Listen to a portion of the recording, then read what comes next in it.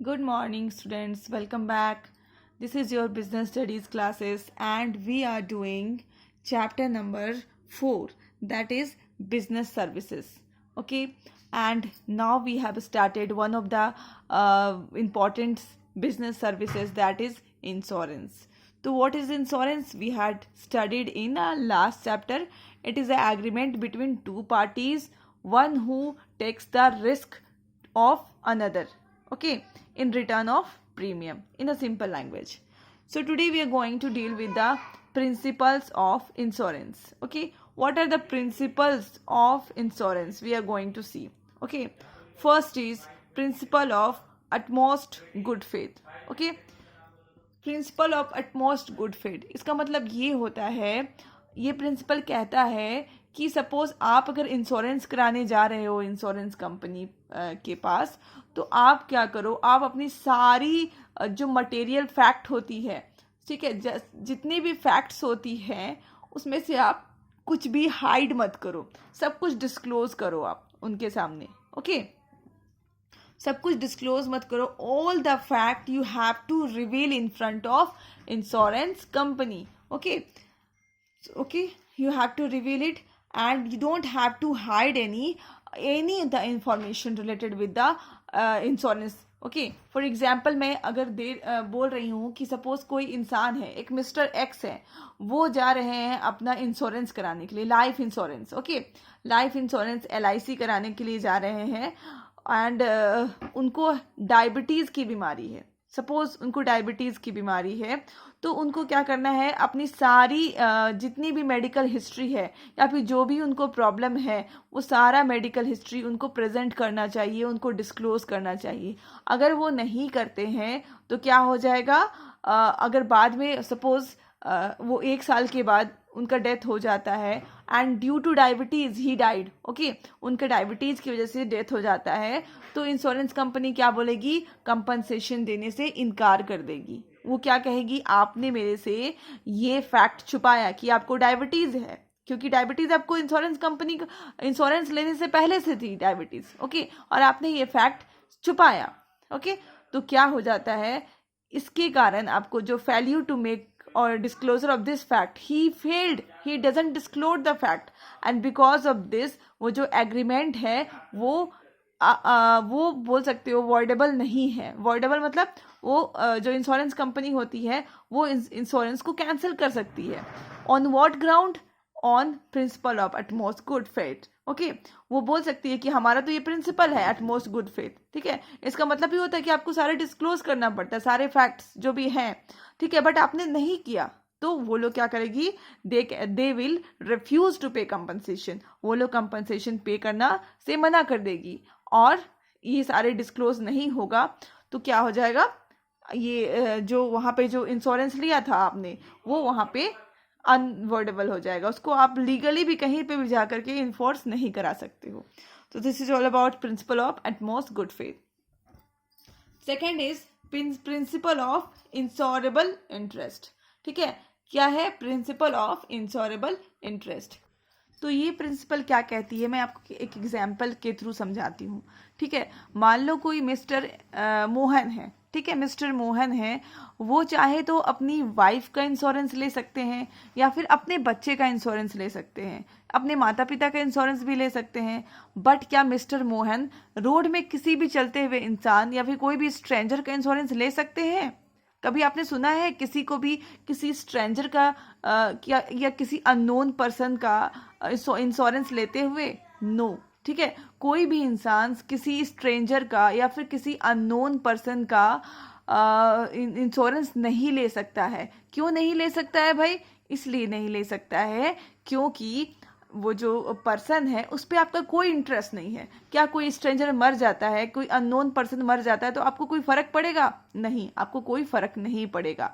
तो ये इंश्योरेंस कहता है कि आप उन्हीं चीज़ों का इंश्योरेंस ले सकते हो, आप उन्हीं चीज़ों का इंश्योरेंस ले सकते हो जिस पे आपको इंटरेस्ट हो. ठीक है, जिस पे आपको इंटरेस्ट हो. मान लो मैं जिस घर में रहती हूँ, अगर उसमें आग लग जाएगा तो मुझे दुख होगा, बट क्या मेरे बगल वाले घर पे आग लगेगा तो मुझे दुख होगा? उतना ही दुख होगा, दुख तो होगा बट उतना ही दुख नहीं होगा जितना मेरे प्रॉपर्टी पे आग लग जाए और मुझे दुख होता है।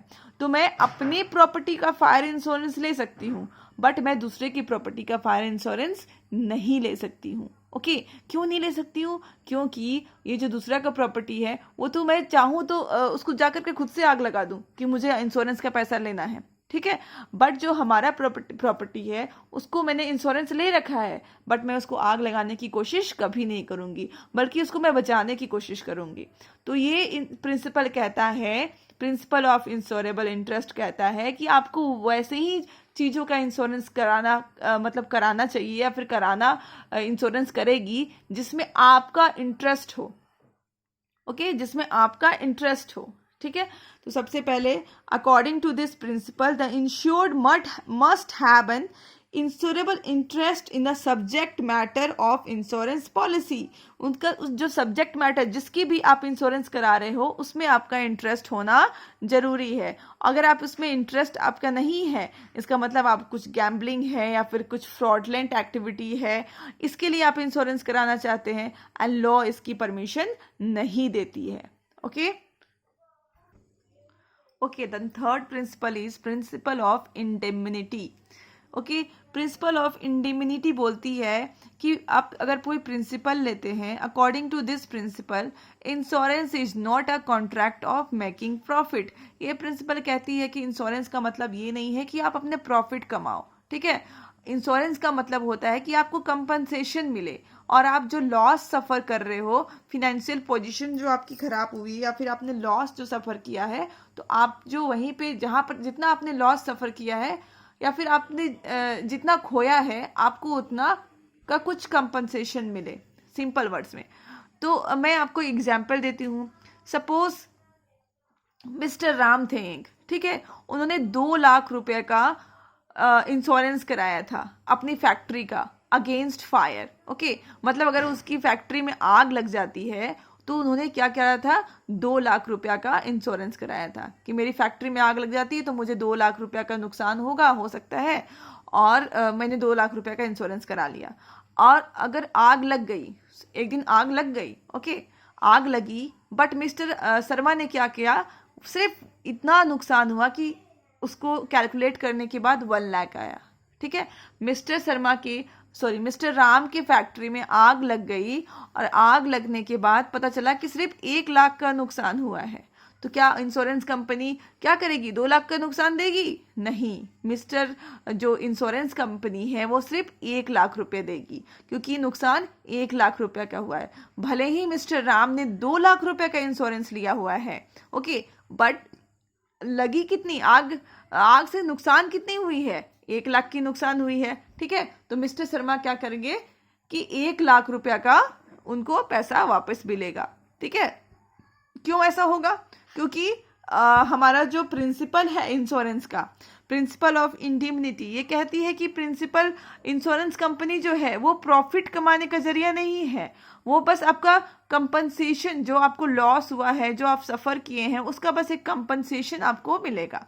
ओके, बिकॉज ऑफ दिस और एक बात है, दिस इज़ वेरी इंपॉर्टेंट, क्योंकि ये जो प्रिंसिपल है वो लाइफ इंश्योरेंस पॉलिसी में एप्लीकेबल नहीं है। क्यों नहीं है? क्योंकि अगर कोई लाइफ इंश्योरेंस पॉलिसी लेता है और किसी की अगर डेथ हो जाती है तो क्या उसका जो लाइफ है वो इंश्योरेंस कंपनी तो कभी भी वापस नहीं कर सकता है, ठीक है। और हर एक इंसान की लाइफ की मतलब बहुत बड़ी कीमत होती है, कीमत बोलो कि अनमोल होती है, उसकी कोई कीमत नहीं लगाई जा सकती है। तो क्या इंश्योरेंस कंपनी उनको कोई भी लॉस का, जो डेथ है उसका जो लॉस हुआ है उसका हर्जाना नहीं दे सकती है। इसीलिए ये principle LIC that is life insurance policy में एप्लीकेबल नहीं है, क्योंकि वो किसी भी पर्सन का डेथ जब हो जाता है तो उसका कंपनसेशन दे सकती है, बट वो कंपनसेशन उसकी लाइफ के बराबर सामने कुछ भी नहीं है। Okay, then fourth is principle of contribution, ठीक है। प्रिंसिपल ऑफ कंट्रीब्यूशन ये कहता है कि मान लो आपका एक बिल्डिंग था, ठीक है, आपका एक बिल्डिंग था, बिल्डिंग की कीमत है 5 लाख रुपीज़, ठीक है, 5 लाख रुपीज़, और आपने क्या किया है, इस बिल्डिंग का इंश्योरेंस कराया है, ठीक है। इस बिल्डिंग का इंश्योरेंस कराया है 2 कंपनी से, इस बिल्डिंग का इंश्योरेंस कराया है 2 कंपनी से। एक कंपनी की नाम है ए एंड एक कंपनी का नाम है बी। ओके, एक कंपनी का नाम है ए एंड 1 कंपनी का नाम है बी। ठीक है, तो मान लो अगर बिल्डिंग में फायर लग जाती है, ठीक है, मैंने फायर इंश्योरेंस लिया हुआ था, मान लो इसमें फायर लग जाती है, तो ऐसा थोड़ी ना है कि ये कंपनी भी 5 लाख रुपीस दे देगी, ये कंपनी भी 5 लाख रुपीस दे देगी। नहीं, ऐसा नहीं होता है। आपने अगर सेम प्रॉपर्टी का 2 अलग अलग इंश्योरेंस कंपनी में इंश्योरेंस करा रखा है, तो ऐसा नहीं होता है कि अगर आपका नुकसान हो तो दोनों कंपनी पूरा पैसा आपको वापस कर देगी। नहीं, ऐसा बिल्कुल भी नहीं होता। आपका 5 लाख का नुकसान हुआ है तो ये कंपनी 2.5 लाख रुपए देगी और ये कंपनी भी 2.5 लाख रुपए देगी। या फिर ऐसा भी हो सकता है कि अगर इसमें आपने ज़्यादा प्रीमियम भरा हो तो ये कंपनी आपको ज़्यादा पैसा दे, और इसमें आपने कम प्रीमियम भरा हो तो ये कंपनी आपको कम प्रीमियम दे। ओके, बट ऐसा कभी नहीं होगा क्योंकि ये कंपनी भी 5 लाख दे दे, ये कंपनी भी 5 लाख दे दे, क्योंकि आपने ये सेम प्रॉपर्टी का इंश्योरेंस 2 जगह से करा रखा है। No, why? Because principle of contribution ऐसे कहती है। ठीक है, प्रिंसिपल ऑफ कंट्रीब्यूशन कहती है, according to this principle if a person has taken more than 1 insurance policy, ठीक है, पर्सन अगर एक से ज्यादा इंश्योरेंस पॉलिसी लिया हुआ है for the same subject matter, एक ही चीज के लिए, ठीक है, then the insurance will contribute the amount of loss और compensation for the actual amount of loss. मतलब ये जो अमाउंट या फिर लॉस हुआ है, जो टोटल जो क्लेम हुआ है, उसको दोनों मिल करके देगी, अकेले ये नहीं देगा। ठीक है, कोई भी ये 5 लाख ये 5 लाख ऐसा नहीं होगा। टोटल नुकसान जो हुआ है 5 लाख का, तो ये दोनों मिल करके देंगी। ये कौन कहता है?